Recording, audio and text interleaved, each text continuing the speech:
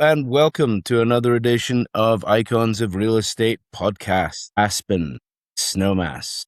I have Mike Mercatoris here, and he's a real estate advisor with Compass and the founder of C&E Group. He specializes in commercial and residential real estate with decades of experience as a business owner and hospitality operator. He brings strong operational perspective, and his background in commercial sales speaks for itself. Thanks very much for joining me so early in the morning. And it is early. Thanks for having me. Yeah. So your journey, talk to us about, how everything started. We know that you were involved in the Mountain Dragon, right? Way back when. Yeah. So, my journey to Aspen Snowmass, my uncle moved out here in 1971. Right. He was part of that whole generation where finishing up college, Vietnam War was ending and just escaped to the mountains. Yeah. So he moved out here in 71, ended up getting into the restaurant industry, into the restaurant business, eventually owning the Mountain Dragon as well as a big conference business. And so when I was graduating college, I similarly had zero direction. My parents actually shipped me out here. They said, you're going to go spend the summer with your uncle and learn the restaurant business. So amazing. That's what I did. I moved out, got a place in employee housing, basically had a mattress on the floor, living in an apartment by myself, and, just went from there. And then, just worked through the restaurant business at the Mountain Dragon up in Snowmass. Yeah. And did that lead you to commercial real estate directly, or did you take a different route? Well, no. So, my uncle said, if you're going to learn the business, which I was just by default, you're going to learn everything front to back. And he always focused on it's not the restaurant business. We always said it was the business of restaurants, putting the business first. Yeah. Of course, it's a great industry. It's super fun. But, the reality is it's all numbers. Yeah. So worked my way through there. And then my business partner and I opened Jiang Asian Bistro after working for my uncle for about 9 years. Yeah. Great place. So we love it. Love it. Yeah, it's still going strong. And I think that was in 2000, but we opened the first one in 2000. We went on and we opened another Jiang Asian Bistro down in Glenwood Springs, which was our second location. The initial plan was to open Jiang's, all around the valley or all around that region. Well, you did, but as we started, good. I mean, there are two of them, and they're both amazing, and they're both like community treasures. So, great places. And then but what we realized in working with people is the managers, the people coming up with us had their own visions. So we ended up opening Grind with one of our managers. We bought the Riviera Supper Club with one of our managers. Eventually I worked myself out of a job and I started a restaurant consulting company, worked with over 100 different clients in the region. Yeah. One of them being Jim Light at the Iron Bridge. I did the design build at the Iron Bridge restaurant for him. Right. He owned Aspen Sotheby's real estate in here. And he said, if you ever get a chance, you should get your license. You could be one of our commercial guys. Right. So I did that. And then, but the reality is, Aspen Sotheby's is a franchise. So it's kind of like, McDonald's, like, here's the book. This is how we sell real estate. Yeah. And our brand is luxury residential real estate. So I was kind of square peg, round hole, Understand. I really want, it was when I was buying and selling restaurants and doing all my stuff and all these doing my consultant gigs, what I realized is that people would get themselves into trouble with the leases. They would sign bad leases, bad deals. And the reality is, we got 1,700 brokers in the Valley, I think. And there aren't a lot that, have employees or have built, large businesses or, have that understanding, knowing what it's like to be like, the last one to eat. Sure. I mean, maybe by default, it's individuals, right? And less inclined to be people who have that kind of, responsibility in a way. I mean, a lot of people who are drawn to real estate, very often they're kind of sole operators who are entrepreneurial, 100%. Do well for themselves, but aren't necessarily the team builders like you are. or have that kind of understanding of, the whole commercial picture in terms of the Well, finances, where it goes. yeah, when you're running a one person business, you can get away with a lot of things. You don't have Hmm. to mind your finances as much. You don't have to be, money comes in, you spend for this and this and this. When you're running these larger businesses, I mean, it's every penny counts. Your margins are there. You have to know what it's all about. You have to plan ahead of time. And so that's honestly like what led me to it. I was doing these leases. There weren't people to help me, doing my leases and this and that. So I kind of learned in school of hard knocks. Yeah. Um, buying and selling restaurants. There was Ruth Kruger helped me with a couple restaurant sales. Hmm. But really I just noticed there was a niche that wasn't Hmm. being filled, you know? Right. Yeah. And we like to say, the reality is people say, well, what is commercial real estate? And it's like, it's everything as soon as you walk out your door. I mean, to be honest, from Hmm. the roads you drive on to the post office, to the grocery store, to the movie theater, I mean, everything from the time you open that front door of your house and leave. Yeah. Yeah. So we just saw it as we could help a lot of people. We could do a lot of good in the community, by connecting different aspirational people, guiding capital in the right direction, and trying to work with people that were going to be an asset to our Yeah. community and had our best interest in mind, as Hmm. opposed to, scraping as much cash as they can out of the area and sending it somewhere else. Well, for sure, that's certainly been an issue. I think that sometimes people come in here thinking about the kinds of numbers, the kinds of formulas that we have nationwide, right? And the reality is that those formulas don't necessarily work as well here, where the actual cost of entry is so high, right? So people aren't getting the kinds of cap rates on restaurants necessarily long term. And I mean, that's really actually feeds into one of the questions about how do you know if a property has long term value, you know? And how does your operational experience help with that? And I'm thinking about Snowmass, and I know you go up and down the Mm-hmm. valley and you know the whole picture, but I am curious to know how you feel about Snowmass particularly. The interesting thing about real estate in general, or just our community or Snowmass, especially, is Mhm. that the reality is these towns are literally less than one generation old.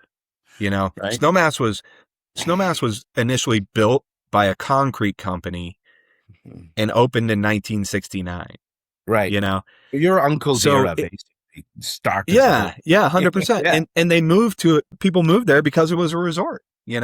It was Hmm. fun. It was Yeah. exciting. I mean, Snowmass didn't even have a police force. They had to come from Aspen. Yeah. So it was very much free willy. Hmm. So the reality is it's interesting because we're just now getting to the point where that generation is aging out a little bit. Things are selling. Yeah. Snowmass, interestingly, is finally built out. Like there's nowhere new to Yeah. build. Yeah. And finally, let's And say, so, because there was just for other people, who didn't live through all of this, there was the big vote in 2006 to move ahead with the base village. And then that mhm, went fairly rapidly. I mean, maybe it was before 2006. 2006 was built out, but everything stopped, obviously, mhm, when Lehman Brothers went down and everything, when the world yeah, ended financially in 2007, all of the hundreds of cars that were going up to Snowmass and the cranes and the earth movers and everything came to a yep, sudden halt, right? In about 2007, 2008, maybe. And, yeah, that lasted for a few years, right? I mean, we it only did, built it yeah, out now. And I mean, it's only just now we're in 2025, 2026, and everything is finally complete, and that's 20 years after project was, really going strong, right? So yeah, that's been a few years of recalibration, and it seems like it's coming back. yeah. No, absolutely. I think the most interesting thing is the recent Ritz-Carlton. Yes, yes. Yeah, and what struck me about that is there's no longer like you can't build anything new. You have to buy No. something, tear it down, Yep. and start over again.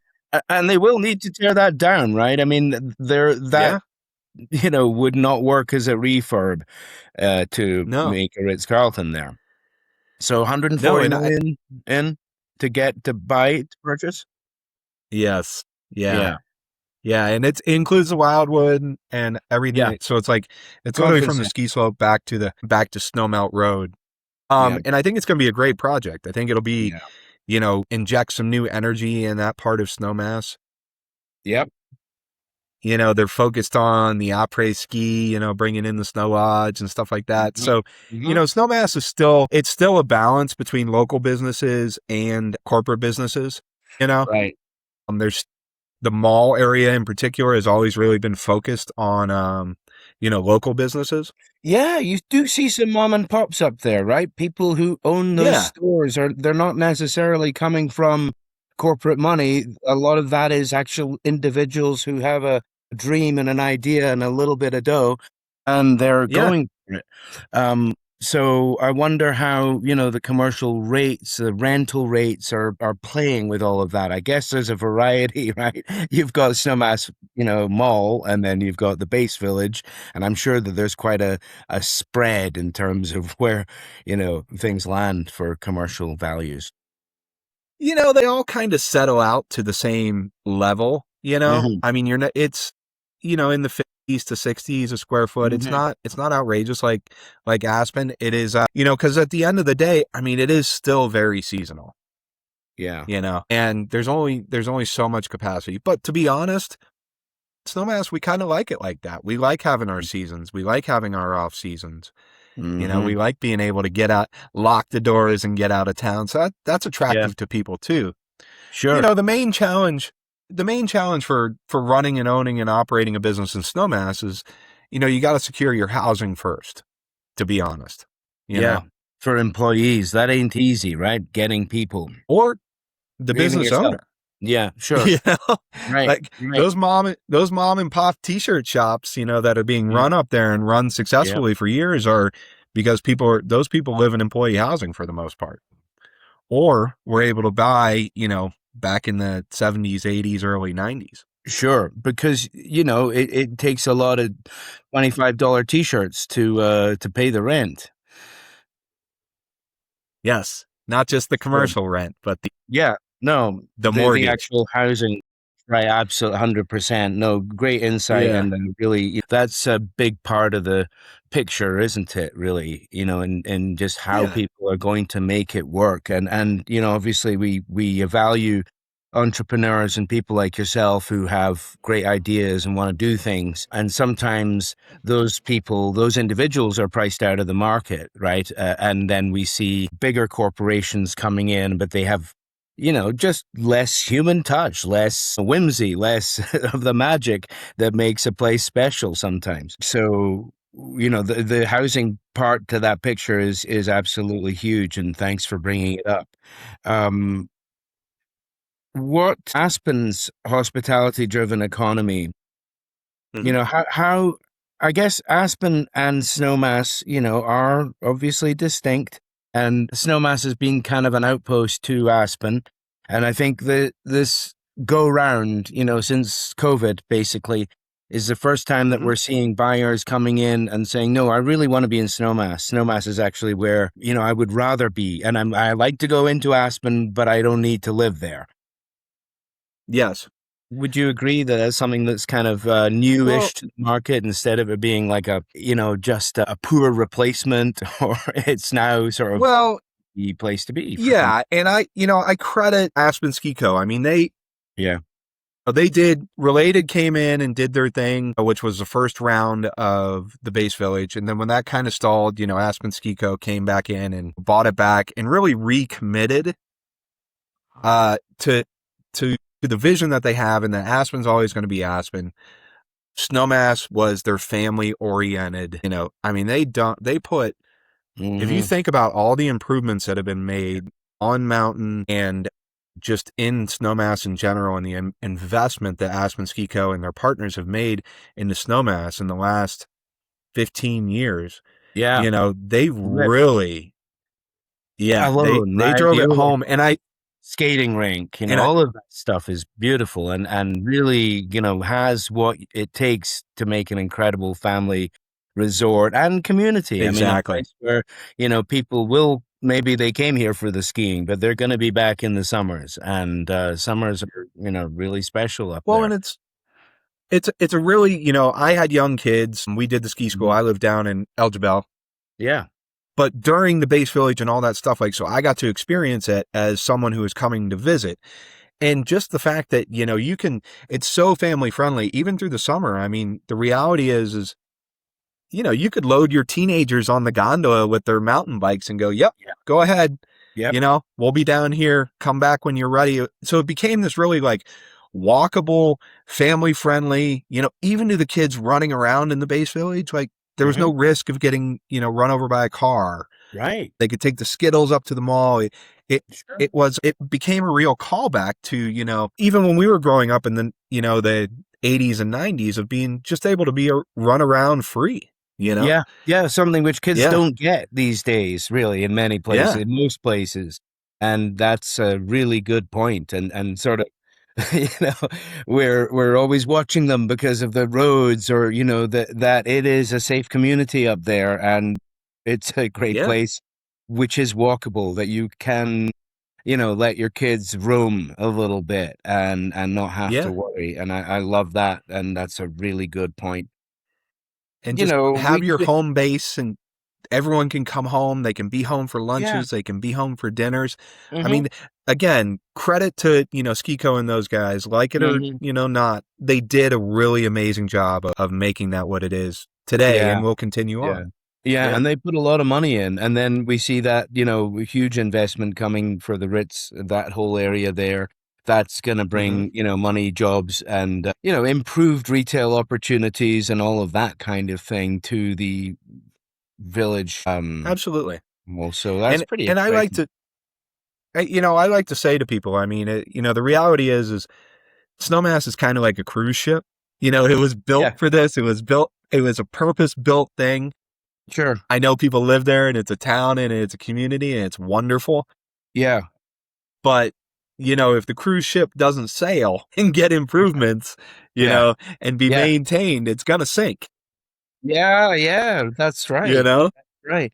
And actually funny because, you were talking about this earlier about how it's kind of still a small community with off seasons and that kind of stuff. But there is also a very, I think, sort of a tight knit community in the way that you would have with a crew on a cruise ship, where everybody's kind of in it together. And, much more so, than you feel in Aspen in the off season these days. And so people kind of walk past each other. They know each other, even if you're a part-time resident, you're going to get to know people, and 100%. you'll see them, you'll recognize them in the street, and in the malls and so on. So it does have that that sort of bond of community that you might get, on a an cruise. interesting, an interesting social dynamic in Snowmass is that there is no mail delivery. You don't have a mailbox at your house, so you have to go to the post office to get your mail. So that is literally That's where you see folks, you see right? everybody, and so and you just it is, you run into all these people, and it's it's great, and it has amazing amenities for people that live there, because it is a tourist area and brings in all this. I mean, the rec centers, and I mean, for a town that is smaller than some high schools. The sailing amenities pools over there, the outdoor sailing pool. I shouldn't mention it because it's a secret. It's amazing. I mean, like you could be swimming in the day in a sailing pool and look up. When you raise your head to take a breath, you're looking at the mountains. It's absolutely 100%. fantastic over there. Really incredible.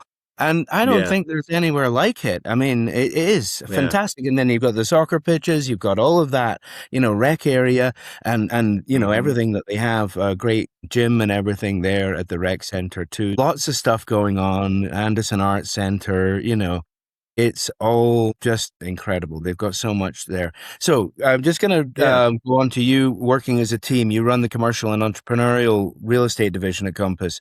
Yep. And you're clearly a collaborative individual. who, knows how to crunch numbers. What do you think?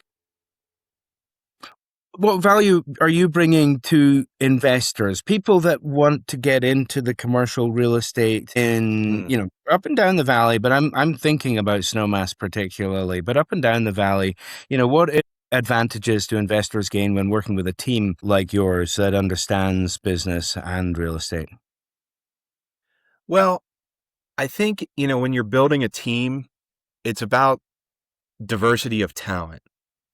Shiloh Bartlett, who's my co-founder, my partner in the business, she's actually the president of the Colorado Wyoming CCIM, which CCIM is basically, it's like the highest degree you can get in commercial real estate. It is a 4-year program. It is, you have to be invited in, you have to do at least $20 million in sales before you can even be invited to take the course and take the test. So it's a really rigorous certification.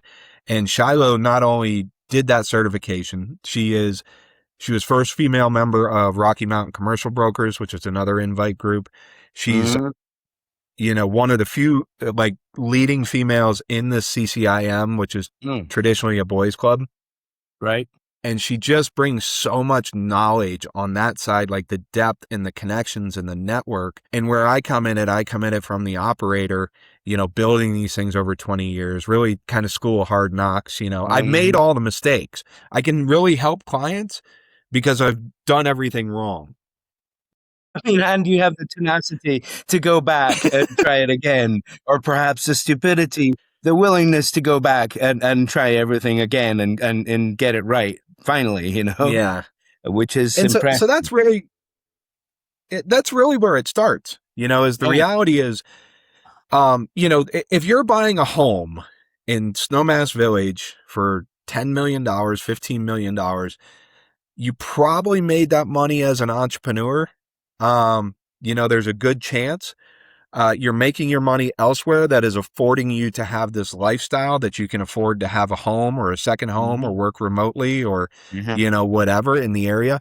So you speak that language, So what we see is the commercial entrepreneurial group is we see ourselves as a value add, not just for Compass and the people that we work with, but also for the whole real estate industry. If you yourself, Gareth, are out there selling a $20 million home to someone in Aspen and they turn around and say, hey, now that I live here, what about investing, here or become part of the community or start a business or buy a building? That's where you can pick up the phone and go, hey, Mike and Shiloh, and we speak that language. Sure. We speak entrepreneurship. We speak ROI, Yeah. Yep. And so that's really where it comes in too, actually. Sorry to cut you off, but I think that, we have a commercial real estate scene in Aspen that is full of people that understand numbers and they, they are good with finance and they understand how, they can kind of use the appreciation of the buildings to, to finance operations. And that's lovely, but I think your experience and the experience in your team is more expressly understands what it is to build a business and, the school of hard knocks stuff where you have made the mistakes in the past and what those challenges are for people. And I think that sometimes is important because it's more than just numbers, isn't it? There are dreams. Well, exactly. And what was happening, so when I moved here in the 90s, and if we go back to the Aspen market, so the Snowmass market it was built by a concrete company from Chicago. So everything in Snowmass was always owned by out of town entities. In the 90s in Aspen, what happened was you had this group that moved out in the 70s and the 80s, right? They started businesses. They bought the buildings. They moved from owning the businesses to being landlords. And that generation is still there. And that generation is going away. There aren't too many of those left. Sure. But what happened is that over the last 20 years, you used to be able to sit down the landlord would come in and sit down at the bar and talk to the bar owner who was standing behind the bar. You know what I mean? Right. Now they live farther apart.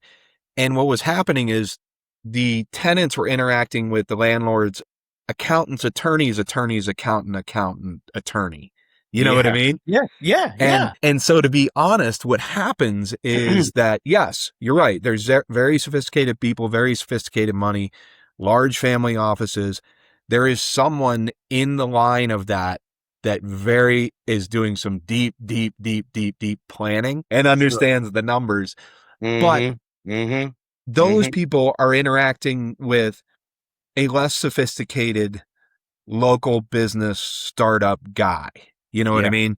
Sure. And that is honestly where I saw the majority of my clients and my restaurant clients getting into trouble, saying, I'm going to make the best burger ever and everyone's going to want to come see it. And everyone's going to come from everywhere and this and that. But, at the end of the day, you're selling a $10 hamburger and you're paying $200 a square foot in rent. Yeah. It doesn't work. Right.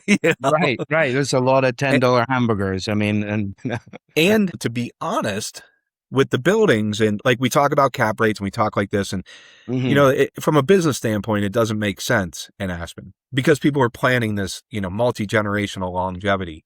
Yeah. But the reality is a business or a building buyer may come in and go, I just want that building, because this is the market we deal with. Yeah. I have a house here. I want that building. I'm going to write the check. And then the accountant's attorney's accountant goes, whoa, wait a second. Crazy. We're upside down on this. We need to raise these rents. Yeah. In order to get to a cap rate or get to some type of calculated return, sure, the rents go up. Because at the end of the day, yeah, I mean, which is why, we can't find a decent $30 burger anymore in Aspen, I mean, it's, maybe $30, it's the price, but I think it's a little above there, actually, really. And that comes down to rent, doesn't it? at the end of the day, yeah. I mean, the rent, fixed costs, those are things that restaurants are actually, they're really complicated businesses because it's like manufacturing and customer service and art and all these things like put together in like one little thing. Like we bring a bunch of boxes of food in and we stick them on the shelves in the walk-in, then we pull them apart and we reassemble them and put them out to the customer and get instant feedback. But the reality is that it's 30% food and beverage cost, 30% labor cost, 20% everything else. So it's 30-30-20. And if you do that, you make 20% on your numbers. Now, within that 20%, your rent, we like to have between 6 and 8% of your top line revenue. And as that rent goes up, it has to push the top line revenue up. You can fudge some things, like labor and other things and this and that, because I mean, in Aspen, you're paying the same for a bottle of Absolute that I am in Glenwood. You can sell it for $23 a shot. I have to sell it for, $6 a shot. Yeah. So you can make some margins there, but at the end of the day, those fixed costs are what dictates that needs to happen on that top line. So you can reverse engineer into everything. That's fantastic. Great insight. Really, thanks again for your time. Any pearls of wisdom about trends in commercial and mixed-use real estate? And if there's anything we should be watching out for in the next, few years? Well, I think that, honestly, like in our valley, we're going through this generational shift. So we're seeing original owners age out or, the kids don't want it, or it gets passed on, through an estate. So there's a lot going on in commercial real estate right now. The new tax bill is very, very, very, very, very commercial real estate friendly. A lot of incentives in there. The accelerated depreciation, doing cost segregation studies, different, inside baseball stuff that we work on, so those are the things to keep an eye on. The other thing that I would say, and I encourage people that like local business owners, buy your spaces. The building's only worth what it rents for. You set the value of that space by the rent you're paying. If your landlord wants to sell, let's get you in there. Let's get you stable. Let's get you ownership. Let's get you equity. Yeah.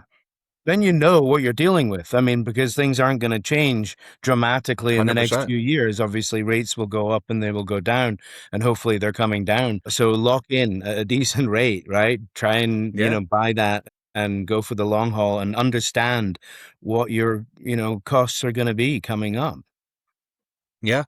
Create That's great. stability for your next generation. The banks, the local banks, Alpine Bank, First Bank, AMB Bank, all these guys, their marching orders from the SBA is Mm. convert tenants to owners, convert Yeah. tenants to owners. So there is money out there for people to do this. Well, The there you banks have it, are, guys. Yeah, that's yeah. great, Mike. Thank you very much. Really appreciate it. And that is the call to action. So if you're renting your space, call Mike. He may know of some good opportunities for you. And If you're seriously, he understands what you're going through. So, if you're selling your space, give us a call. We can get yeah. you connected with a qualified local tenant. You Mhm. You don't know always have them. to sell to the outside Yeah. entity. Right. I love it. Thanks so much again for Yeah. your time. Really appreciate you getting together with me this early in the morning, and wish you many more successes throughout the day. So thanks again, and I'll talk to you later, Mike. Thank you. Appreciate it, Garrett. Thank you. Thanks again for listening. For more insider tips and Aspen stories, hit subscribe. Like what you heard enough to share it with somebody? Please go ahead. See you next time. Thank you.